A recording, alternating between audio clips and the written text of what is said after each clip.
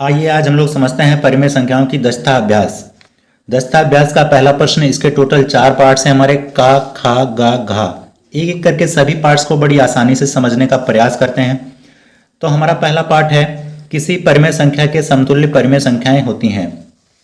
तो कोई भी संख्या जिसको अंश बटा हर के रूप में लिखा जा सकता है उसको परिमेय संख्या कहते हैं। आप कोई भी संख्या ले लीजिए, मान लीजिए आप संख्या ले लीजिए 3 को अंश बटा हर अर्थात 3/1 के रूप में लिख सकते हैं, क्योंकि 3 को 1 से भाग करेंगे तो हमारा यहाँ पर 3 ही आ जाएगा।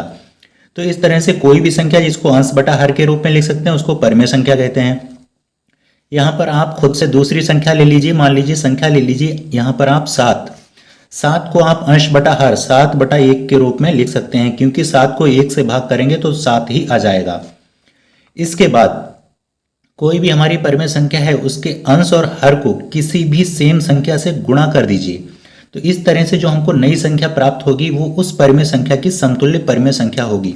मान लीजिए 3/1 को यहाँ पर इसके अंश और हर दोनों को किसी भी संख्या से गुणा कर दीजिए। आप कोई भी संख्या ले लीजिए, मान लीजिए यहाँ पर 4 से गुणा कर दीजिए, अंश को भी 4 से गुणा कर दीजिए, फिर उसके बाद हर को भी 4 से गुणा कर दीजिए। इस तरह से हमको नई संख्या प्राप्त होगी 3 चक्कू 12, 4 एकम 4। तो इस तरह से 12/4 ये हमारी परिमेय संख्या 3/1 के समतुल्य या बराबर परिमेय संख्या है, क्योंकि 12 को अगर हम 4 से भाग करेंगे तब भी हमारी संख्या 3 ही आ जाएगी। 4 एकम 4, 4 12, तब भी हमारी संख्या 3 ही आ जाएगी।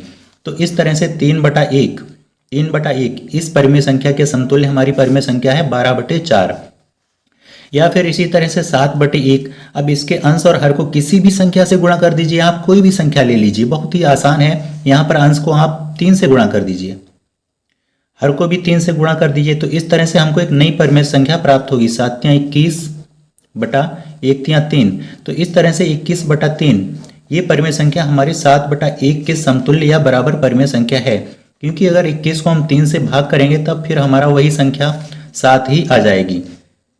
तो इस तरह से हम देखते हैं कि किसी भी परिमेय संख्या के समतुल्य परिमेय संख्याएं होती हैं। बहुत सारी परिमेय संख्याएं हम लिख सकते हैं। तो इसका हमारा राइट आंसर हो जाएगा अनंत। किसी एक परिमेय संख्या के समतुल्य परिमेय संख्याएं होती हैं, इसका हमारा राइट आंसर हो जाएगा अनंत। क्यों होती हैं इसको हमने बड़ी आसानी से यहाँ पर समझ लिया है। चलिए देखते हैं नेक्स्ट पार्ट। परिमेय संख्या -16/80 का सरलतम रूप है। तो अगर कोई भी हमारी परिमेय संख्या दी हुई है उसके अंश और हर को उसके मासा से डिवाइड कर दें, तो इस तरह से हमको जो नई संख्या प्राप्त होती है वो उसका सरलतम रूप होती है। यहाँ पर हमारा 16 और 80 इसका मासा यहाँ पर पहले फाइंड आउट कर लेते हैं। तो 16 और 80 का हमारा मासा हो जाएगा 16 और 80 का हमारा मासा हो जाएगा 16। तो फिर यहाँ पर ये जो संख्या दी हुई है -16/80, इसके अंश और हर को इनके मासा अर्थात 16 से डिवाइड कर दीजिए। तो इस तरह से हमको एक नई परिमेय संख्या प्राप्त होगी, 16 एकम 16, 16 पंचे 80। तो इस तरह से 1/5 माइनस का साइन अंश में लगा हुआ है, माइनस का साइन लगा दीजिए। तो इस तरह से हमको ये जो नई संख्या परिमेय संख्या प्राप्त हुई -1/5, ये -16/80 का सरलतम रूप है। तो इस तरीके से किसी भी परिमेय संख्या के अंश और हर को उसके मासा से भाग करके सरलतम रूप प्राप्त किया जा सकता है, उस परिमेय संख्या का सरलतम रूप प्राप्त किया जा सकता है। तो परिमेय संख्या -16/80 इसका सरलतम रूप हो जाएगा -1/5। चलिए अब देखते हैं परिमेय संख्या 40/-25 इसका सरलतम रूप क्या होगा। तो यहाँ पर 40/-25 इसका भी हम मासा फाइंड आउट कर लेते हैं। तो 40 और 25 का जब मासा फाइंड आउट करते हैं तो इसका हमारा मासा निकल के आता है 5। तो इस तरह से कोई भी परिमेय संख्या उसके अंश और हर को उसके मासा से भाग कर दीजिए, हमको सरलतम रूप प्राप्त हो जाता है। तो यहाँ पर 40/25 इसके अंश को भी इसके मासा से भाग कर दीजिए, इसके हर को भी इसके मासा से भाग कर दीजिए। तो 40 और 25 का मासा हमारा 5 होगा, इसको हम यहाँ पर भाग करेंगे, 5×8 40, 5×5 25। तो इस तरीके से 40/25 का जो हमको ये रूप प्राप्त हुआ 8/5, मासा से भाग करने के बाद जो हमको रूप प्राप्त हुआ 8/5, ये 40/25 का सरलतम रूप है। माइनस का साइन लगा दीजिए, हर में माइनस का साइन लगा हुआ है, माइनस का साइन हर में लगा दीजिए, या फिर अंश में लगा दीजिए या फिर बीच में लगा दीजिए, इससे कोई फर्क नहीं पड़ता है। तो हम कह सकते हैं परिमेय संख्या 40/-25 इसका सरलतम रूप हो जाएगा -8/5। चलिए देखते हैं नेक्स्ट पार्ट। दो असमान परिमेय संख्याओं के बीच में परिमेय संख्याएं होती हैं। आप कोई दो परिमेय संख्याएं ले लीजिए जो असमान हो। यहाँ पर एक हम परिमेय संख्या ले लेते हैं, मान लीजिए 4/5, और एक दूसरी परिमेय संख्या ले लेते हैं 3/5। इस तरह से दो हमने परिमेय संख्याएं ले ली। हमको बताना है तो असमान परिमेय संख्याओं के बीच परिमेय संख्याएं कितनी होती हैं, इन दो परिमेय संख्याओं के बीच में कितनी परिमेय संख्याएं हैं। तो अगर हमारी परिमेय संख्याओं के हर समान हैं तो उनके अंश को जोड़ दीजिए, उनके अंश को जोड़ दीजिए। इस तरह से हमको एक नई परिमेय संख्या प्राप्त हो जाती है। तो यहाँ पर 4 और 3 7, यहाँ पर 4/5 प्लस 3/5, तो इसको जोड़ करके हमको एक नई परिमेय संख्या प्राप्त हो जाएगी 7/5। उसके बाद ये जो संख्या हमको प्राप्त होती है उसको 1/2 से गुणा कर दीजिए, 1/2 से गुणा कर दीजिए। ये प्रोसेस सभी में चलती रहती है। तो इस तरह से हमको एक नई परिमेय संख्या प्राप्त होती है 7 × 7, 5 दूनी 10। तो इस तरह से ये जो हमको एक नई परिमेय संख्या प्राप्त हुई 7/10, ये हमारी परिमेय संख्या 4/5 और 3/5 के बीच की परिमेय संख्या है 7/10। इस तरह से इस प्रोसेस को आगे भी जारी रखते हैं। और फिर इसके बाद में ये जो हमारी परिमेय संख्या आई है 7/10 और 3/5, इनको ऐड कर लीजिए। 7/10 और 3/5 इनको ऐड कर लीजिए। इनको ऐड करने के लिए इनके हरों को बराबर करना पड़ेगा। तो यहाँ पर हमारा हो जाएगा 10, तो यहाँ पर 2 से मल्टीप्लाई हो जाएगी, तो अंश की भी हम 2 से मल्टीप्लाई कर देंगे। तो यहाँ पर ये परिमेय संख्या हमारी चेंज होकर हो जाएगी 7/10, 6/10।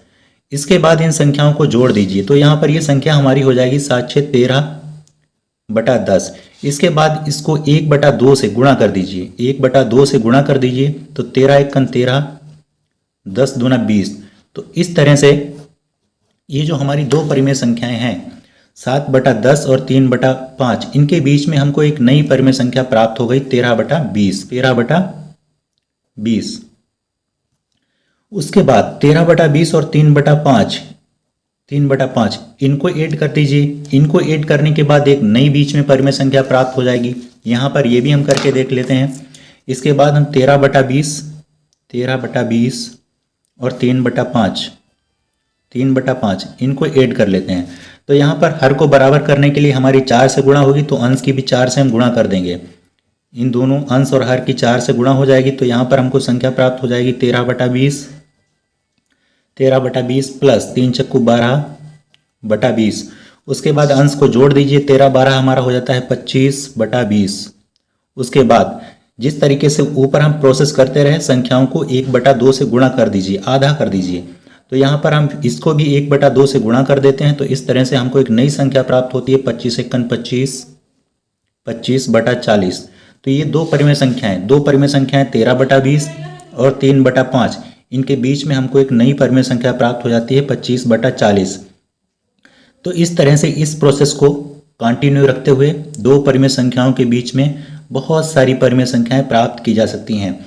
इस प्रोसेस को इस वाली परिमेय संख्या और इस वाली परिमेय संख्या को लेकर किया जा सकता है, और इसी प्रोसेस को इस वाली परिमेय संख्या और इस परिमेय संख्या को लेकर भी किया जा सकता है। तो इस तरह से दो परिमेय संख्याओं के बीच में ढेर सारी परिमेय संख्याएं, अनंत परिमेय संख्याएं प्राप्त की जा सकती हैं। तो यहाँ पर 4/5 और 3/5 के बीच में हमने परिमेय संख्या प्राप्त कर ली 7/10। उसके बाद 7/10 और 3/5 इन दो परिमेय संख्याओं के बीच में हमने परिमेय संख्या प्राप्त कर ली 13/20। उसके बाद 13/20 और 3/5 इन दो परिमेय संख्याओं के बीच में हमने परिमेय संख्या प्राप्त कर ली 25/40। उसके बाद 25/40 और 3/5 इन परिमेय संख्याओं के बीच में भी हम अगली परिमेय संख्या प्राप्त कर सकते हैं। तो इस तरीके से ये प्रोसेस कंटिन्यू करते हुए हम अनंत बहुत सारी परिमेय संख्याएं प्राप्त कर सकते हैं। तो इस तरह से हमारा दो असमान परिमेय संख्याओं के बीच में परिमेय संख्याएं होती हैं। इसका हमारा राइट आंसर हो जाएगा अनंत।